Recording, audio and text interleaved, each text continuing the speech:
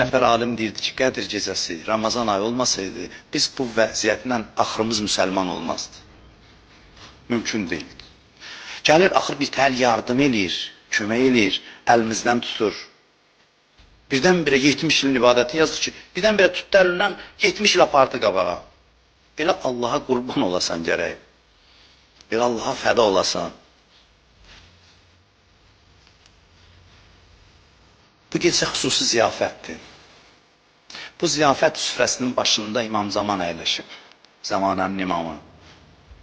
Tənəzzəlül mələikətü və ruh. Mələklər kimə nazil olur? Qədr surəsində deyirlər vilayət surəsi. Vilayətin adı çəkilmir burada. Soruşdular imamlardan ki, bu necə olur? Vilayət üstündə nədir? İmamın imaməti, vilayəti. Deyirlər, necə olur? Burada vilayətdən danışılmır. Deyir, tənəzzəlül mələikətü və ruh var. Qədr gecəsində mələklər dəstə-dəstə nazil olar. Soruşun hamıdan, kimə nazil olur o mələklər? Kimin ruhunda tutum var, o mələkləri qəbul eləsin? Bu gecə bütün mələklər imama nazil olur, imamdan gəlir sizləri ziyarət eləməyə.